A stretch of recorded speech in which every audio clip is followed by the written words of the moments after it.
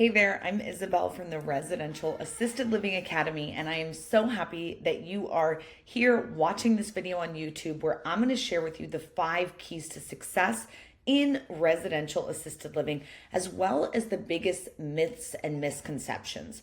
If you're looking to get into this space or have a loved one who's going to need care and assistance soon, this video is for you.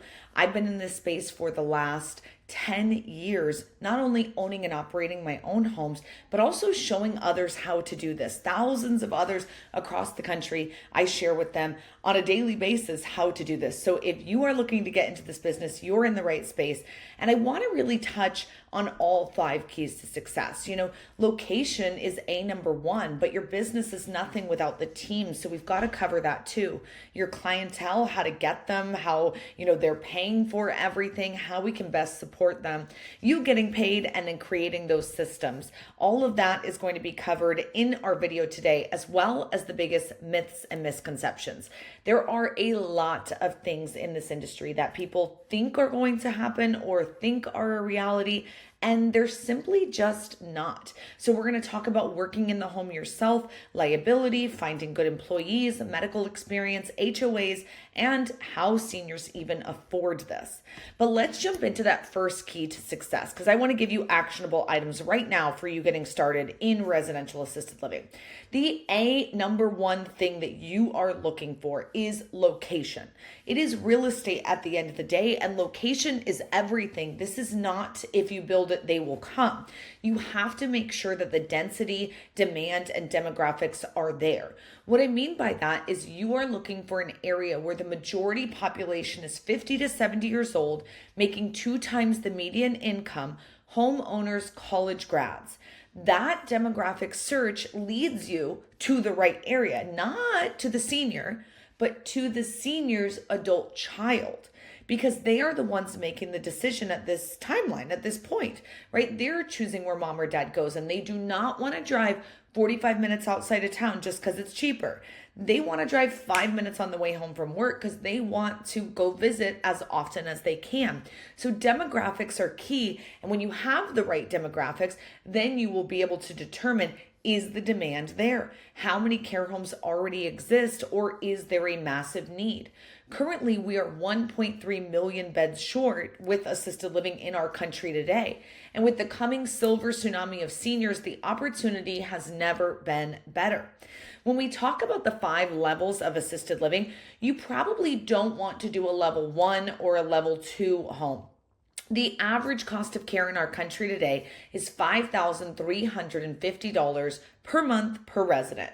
If you have a loved one in assisted living, you might be thinking, oh my gosh, that's cheap. I'm paying way more than that. Well, consider that it includes our friends on government funding, as well as those who are in private pay, and that brings us to our average right there. If you're curious what government funding will pay, it's typically somewhere around $1,800 a head. This number is starting to increase a little bit, but it's definitely not close to that $5,350. So we're going to break level 2 and 3. That's kind of like where we want to be. We want to be 3 and above. The sweet spot is level 3, 4, because level 5 can get pretty pricey, where we're $10,000 plus per month per resident, and not everyone can afford that for housing and care. When we look at this chart, it shows us the number of assisted living beds per state. This was by Forbes. The darker the state, the more assisted livings that there are, and the lighter the state, the less. This country is practically white on this map. Like, we need so many assisted livings. You guys, when I say we're 1.3 million beds short, I'm not joking. Like, this is a huge astronomical problem. Now, we need them at all levels because there's going to be people coming into this market at every single level. But I want to highly encourage, again, that you stay in that sweet spot, because you, as a business owner, need to make sure that this makes sense for you just as much as it makes sense for the senior themselves. I'm going to share with you an example of a level 1, 2. This home, a student of ours bought this home, $330,000 for the real estate and the business. We advised them against this purchase, but they didn't want to listen to us. They thought they knew better, so they went out and did it on their own. But I want to tell you this story because it's kind of a learning lesson that you need to really take part in and understand why we're saying it's not good. When it comes to the demographics, this home is in a community called Mesa, Arizona, which is not the nicest area in Arizona. It's not the worst area, but it's probably not the nicest. Now, when we look at the map, blue lines are highways, yellow lines are those more, main roads, and then the deeper lines is suburban area. When I see this, I'm not seeing anything major besides Arizona State University, which is a little bit far away from this house, but that demographic is not correct, number one. Now, when I go closer, I'm seeing very densely packed, highly populated suburban area, but I'm also noticing something right off the bat. This home is in Arizona, and there are not many pools in this image. But you have to remember, if we're looking for a more affluent area, 50 to 70, upper middle class, making 2 times the median income, they're probably going to have pools, because pools are a sign of wealth. And the neighborhoods that are wealthier, everyone's got a pool. When I go even closer, I see less than 20% of these homes have pools. They're very, very tight. So without even visiting the home, without even going to walk the property, I already told him this is not a good deal. This home was bringing in residents right around that $2,500 per month per resident line item. So even though the house cost less, he wasn't able to make as much, because you could rip down that house and build the Taj Mahal, but you're still not going to be able to bring those rates up to where you need them to be to actually cash flow on this business. In that sweet spot, that's where you need to be. On the opposite end of the spectrum, a level 4 or 5, this home was $1 million for the real estate and the business. And this is one of my properties. So there it is right there, Sweetwater Groves. I want to talk about this because this is huge. This home, it's a beautiful home, and people may be wondering, HOA. I can't do this. There's an HOA in my neighborhood. Well, this is one of those myths that we need to bust right now. Because of the Federal Fair Housing Act, it's actually discriminatory against disabled people to say that you can't do one of these care homes in a neighborhood. So we're protected. We are a protected class from any angry neighbor, HOA, city, county, whatever. You may have someone who tried to get in this business, and they say, oh, the HOA told me I can't do it. Okay, they can say you can't do it all day long, but it is a federal law saying that we can do this anywhere. So all you have to do is get your lawyers and fight them, and you will win. We have lawyers that you can use when you're one of our students. Now, I would advise going against a home in an HOA, especially if they're going to put up a fight. But I need you to know that this is a protected class, so an HOA can't stop you. That myth is blown out of the water. It's busted out of the water. So back to the home we were looking at in Scottsdale. This is the map here. Blue line highway, yellow line are those main roads. And I'm seeing 2 things off the bat. Number 1, right north of the home is Scottsdale Private Airport. That's not Phoenix Sky Harbor, where you may not have flown in and out of. This is G5s and jet planes. This is a luxury private airport. Oh, what does that indicate? Money, honey. And then if we go up north, I know you can barely see it on the screen right there, but you see golf club. Now, not all golfing is created equal, right? Some courses are $44 and other courses are $400, right, for just one round. But golf typically indicates wealth. So 2 great signs just looking at a map really quickly. We go closer, we see that there's lots of homes with lots of pools. These are bigger lots. It's a better neighborhood.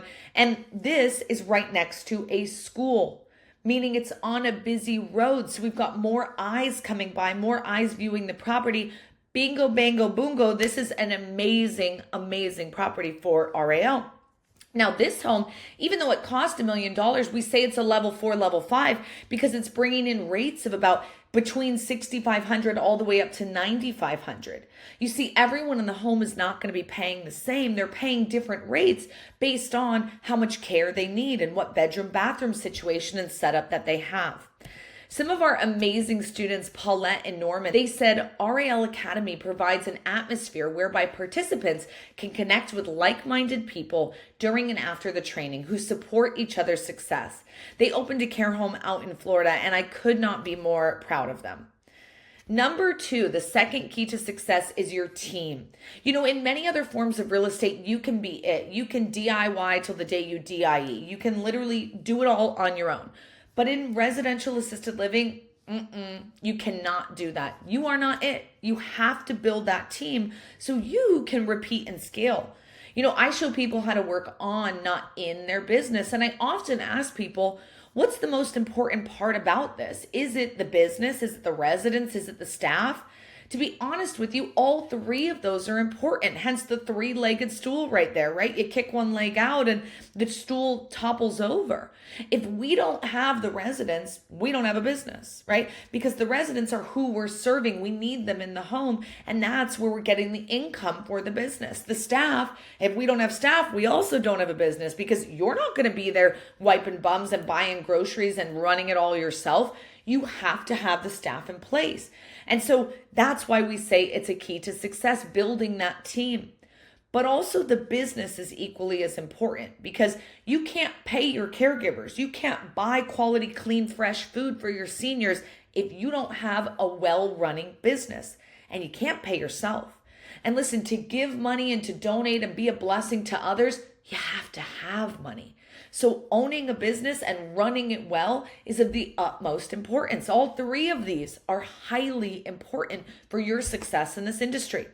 So do you have to work in the home? One of the myths that we often hear, oh, this sounds great, but so much work. I'm going to have to be there every day and do this and do that. And no, my 3 homes that I own, I spend 5 hours a week managing all 3 homes.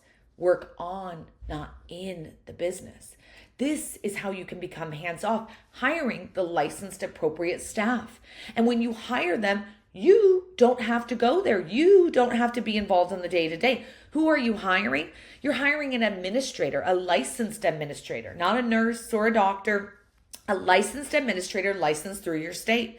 This person is going to be running all of the day-to-day operations within the home, hiring, firing, training, onboarding your caregivers, marketing and doing tours and bringing new residents in and making sure that they're being onboarded properly as they enter and exit the home, dealing with food prep and independent contractors and activities and handymen. And they're really doing it all. That is your key to success, that amazing administrator. You're also going to have licensed caregivers doing the day-to-day care for the residents in the home. They may also be in charge of cooking and cleaning and upkeep in the house, but their primary role is to be there to care for the seniors. Food preparation. If you have a level 4 or a level 5 home, you may or may not have a private chef in the home. This is part of your team. So again, you don't have to be there every day. You have the right people you've hired to do those jobs.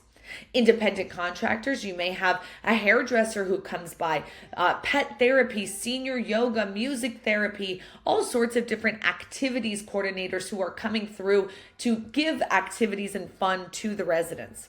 You also may hire a handyman or a tradesman who's not there all day. It's not janitorial maintenance who's there all day. It's someone who's coming by if you need something getting done, a landscaper or whatever it is. Your team is your key to success. And when people ask, are you going to need medical experience to succeed in this industry? The answer is no, because I'm not a medical professional. You don't need to be a medical professional. You're hiring them to do the job. What's a beautiful thing in my home, and I tell people wanting to get into this industry all the time when someone calls out, I don't get that call. Right? That is really cool. I don't get the call because, number one, my administrator gets the call, and then she's filling the shift with another caregiver. And if she can't find one, maybe she's doing it herself. But I don't have the background experience or license to even go work in the home. So why would they call me? I'm basically useless in this case. That's what we show people how to do at the Residential Assisted Living Academy. Build a business so that you aren't that person that everyone's going to. You set up the systems in place so that everyone knows what to do, and it's not bother you, but you're cash flowing and serving seniors and creating jobs. One of the jobs that you may have in the home is a food preparation, a chef. The beautiful meals that they create are always so much fun to go over and see the colorful dishes and the beautiful creations. Like, honestly, all of our food is bomb in our home, and I love being able to visit. People always ask this. They say, what about the caregiver shortage and how do you find good caregivers? You can't find good employees these days. Bah humbug. Listen, this is such a myth, and I want to harp on this for a second because let's be real. In a big box community, in a large assisted living, a Brookdale, Sunrise, Atria, where there's 30 seniors to one caregiver and they're getting paid the same, but in my residential assisted living, it's a 5 or 4 to 1 ratio. Which job do you think they want? You guys, we are providing the better opportunity. We are providing that place where the caregiver can actually do their job with dignity and respect and not have to be overworked and underpaid and just banging their head against the wall saying, I could get paid the same working at Chick-fil-A or In-N-Out. What am I doing here?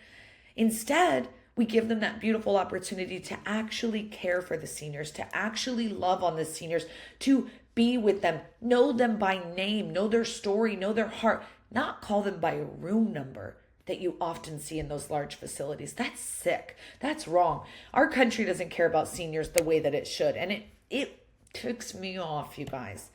Janet, one of our amazing students with her husband, Mark, they're out in Ohio and they literally just opened their 3rd custom-built care home serving 16 seniors in the Ohio market. Depending on where you are in the country, you're going to be allowed to have somewhere between 6 and 16 residents in the home. And we love showing people how to do this everywhere. But it also comes down to the clients. Because when you're marketing for this, you do not want to be marketing incorrectly, spending your dollars in the wrong places. You want to make sure that you are spending your dollars in the most appropriate places. And if you know who the client is, that is a key right there. The resident is not your client. The kids are the key. Who is your client? What do you mean kids? Kids aren't involved in this. Who's the client? Okay, pause. It's not the resident. The resident doesn't want to move into assisted living. 90% of seniors don't want to move into assisted living, but 70% of us will need daily care for an average of 3.5 years. The odds of someone having to move in is pretty high. And the client is actually the adult child, the daughter Judy, we typically call it, not the senior. Daughter Judy is the one who's making that call saying, I think my mom needs care and assistance. Can we come tour? She's the one touring. She's many times the one paying the bill. If you spend your marketing dollars on Granny, you're not going to go anywhere. You're going to have empty beds and be wondering why your business is failing. If you spend your marketing dollars on daughter Judy, speaking her language, talking to her heart, addressing her concerns and emotions, now you'll have full beds. Clients are everything. Jatinder out in California, he said, thank you to Rala. We've opened 6 homes across California and Arizona since taking your course. We're investing passively and loving every minute. Keep up the good work of doing good and doing well. I'm so proud of him. 6 isn't even the most. We have a student who has over 26 homes in Colorado. Our students are doing this like crazy, like wildfire all over the country, and there's nothing stopping you from being next. When it comes to filling your home, ask yourself, where would you go if your loved ones needed care and assistance? Many times you're going to go online, right? Hey, mom needs assisted living in Timbuktu, wherever you live, right? And you're going to search for online places. Who has a website? You may see a flyer somewhere when you go visit a medical professional. Maybe you're going to the doctor and they say, you should probably start considering assisted living. And they hand you a flyer. That could be your way of finding out where a care home is and what they can do for you. Business cards, same thing. Signs in front of the house. Maybe you're driving by a home every day that's got a sign and you're saying, oh, that local one right around the corner. Open houses, referrals, relationships, hospice agencies, placement agents. This is a great way to fill your beds or find assisted living for a loved one. A placement agent's kind of like a realtor for bodies, right? They literally help the families find a place for their mother or father or granny or grandpa or whoever it is. Radio ads, social media, newspaper ads, all these things you may hear or see. And many times we've got to hear or see things 7+ times to even catch it that one time. Long-term care insurance agents or elder law attorneys, geriatric doctors and nurses, all of these are amazing ways to help market to fill your beds. Number 4 is getting paid. I don't want you to focus on Medicaid. I want you to focus on private pay residents and maximize long-term care insurance. This is going to be your key to success because many seniors who have long-term care insurance, about 10% of the population has it, it will help pay for this care need. And if you don't have that, sometimes you're using your cash, your savings, your IRA, your investments, or leaving it up to your adult children to foot the bill. And if you don't have an adult child who's doing well, you are going to be screwed, for lack of a better word. Sorry, but really. So can seniors afford this? Many cannot. But when you're getting started in this industry, when you have chosen that correct demographic density and demand, you are in an area where the seniors can afford this. And if they can't, their adult children can, because that's who you've marketed. That's who you targeted. That is how you can make this work. Number 5, the last key to success is systems. If you are type A like me, systems are critical for success and they save you time, energy, and money. And so having your systems set up correctly is everything. Team building, we already talked about your team and I've reiterated it now. This is the 3rd time we're talking about team because that's how important it is. You have to identify, train, and retain the best of the best staff so that you're not getting high turnover. At the RAL Academy, we use an amazing tool called the Predictive Index, and it shows you good caregivers versus bad caregivers. So when you are hiring, you literally have them take this quiz to see, is this person a good fit for my culture, my environment, and what I'm trying to build here at my care home. The next system is real estate, location, acquisition, renovation. Many people think this is all a real estate play. It's not. It's real estate and business. And so real estate can be somewhat of the easy part, especially if you already have experience in this, but it's just those minor nuances. What don't you know about RAL that you do about everything else? And if you are totally inexperienced in real estate, that's a-okay too. We show people how to jump through these hoops all the time and expedite that learning process. People ask me every day, do seniors prefer shared rooms or private rooms? Well, if you were moving from your own entire physical home into a shared space, do you also want to move into a shared bedroom? Probably not. You know, it's not like this in Charlie and the Chocolate Factory, right? That's not what a shared bed, it's not a shared bed, right? Shared bedroom. But many seniors, they want private bedrooms with private baths. This is just that little bit above and beyond luxury that they really want and makes them feel confident and comfortable moving into this shared space. They still have that little piece of, this is mine, which is important. That dignity and respect is so key in this industry. I want to break down the numbers for you. We said average cost of care in our country is $5,350 per month per resident. I bumped it up just for nice, easy math and times that by 10 residents because like I shared with you earlier, you're going to be allowed to have somewhere between 6 and 16 residents in the home. So 10, it's right there in the middle. For easy math, it's bringing us in $55,000 every single month. Now, of course, there are expenses in this industry. It is unlike other forms of real estate where it's pretty much just, your debt service and everything else is left over, right? No, here you are having a whole load of expenses, paying for staff, paying for food, for activities, for liability insurance, all these different things. So the overhead each month might run you about $35,000 a month on just one average RAL 10-bed home. Debt service easily in our country today could be around $10,000 a month to get a nice enough property to house these 10 people. That's leaving us with $10,000 of monthly net income or $120,000 of annual net income. Pretty incredible. Liability, people always worry, isn't it going to be through the roof? Isn't it going to be so expensive? No. It's about $2 to $3 per day per resident. With 10 residents, that's $900 a month. It's a line item. Definitely something you want to have, definitely something you need, but nothing to break the bank over. Maybe you're going to do a nicer home in a better part of town, maybe a bigger lot size or more bedrooms and bathrooms. Whatever the case may be, you could be charging $6,700 a month times the same 10 residents, now bringing in $67,000 every month. Minus your $35 in expenses, but your debt service here has increased because remember, it's a better home in a better part of town, more bedrooms and bathrooms. It's a nicer area, whatever the case is. This one home cash flowing you $20,000 a month. That's pretty amazing. $240K a year on one property. Sign me up, baby. If you want to learn more, check out the link right here below. When you head there, it will take you to a free course that you can take. You can see if this is the right fit for you. So check out the link right here below.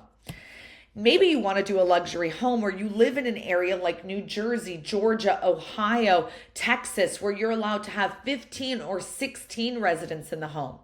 Maybe you're going to do $7,500 a month times 16 residents, bringing in $120,000 every single month, minus your $60,000 in expenses, because wait, we don't now have 10 residents, we have 16. So we need to pay for more care, more food, more electricity, more cable, more, you name it. So we've increased that overhead.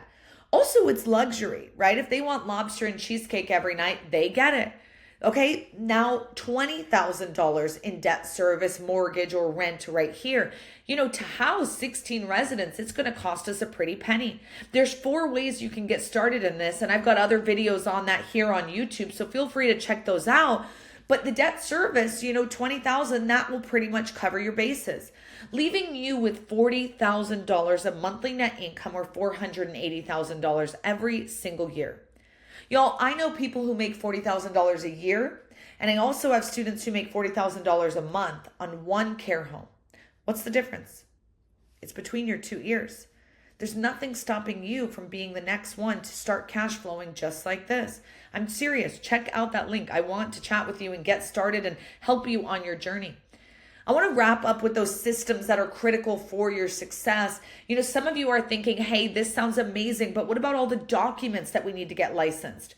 In our training, we literally show you what documents you need to create for each state, policies and procedures, emergency plans, menus, schedules, all those good things that you are going to need to get licensed through the state. You see, you aren't going to have a license. Your house will, the licensed administrator will, and the licensed caregivers will. Well, to get that license on the house, you've got to provide the documents, and that's where we come in. Funding. You may be thinking, this sounds amazing, but how the heck do I fund this? $1 million property, a $2 million property? What are you talking about, lady? I can't do this. Woosah. Listen, we show you the 7 ways to fund your RAL. You do not have to use your own money to do this, and that is a beautiful thing right there. Partners, you are not going at this alone. You may want to partner with someone you already know, like, and trust, or you're going to start building partnerships in this. But the only way for you to be hands off and run this business passively is for you to have your team set up and have those partners. Some amazing tools and systems that we love to use in our care homes to make it go down to that 5 hours a week. Systems. All of these different systems help you to be hands off. So right now I get a Zoom call with my administrator. I get a phone call with them throughout the week, and we're texting. Literally, I can do my job sitting here in my home. That is amazing. That's what we show you how to do. Our company motto is to do good and do well, because let's be real, there are a million ways you can make money in real estate, but this one actually makes you feel good about what you're doing. You can be proud of the work that you do. If you want to take some next steps, we've got an amazing training for you. It's our boot camp. It's a 1-day boot camp, a couple hours videos, but it really will show you all of the step-by-step things that you need to do to really get involved and get started in this industry. This is my free gift to you, so I want you to click the link and check it out below. If you take this free course, you're going to start to learn to understand how to find the home, fund the home, and fill the home. You're going to see if this opportunity is right for you or not. So I highly encourage you to take those next steps.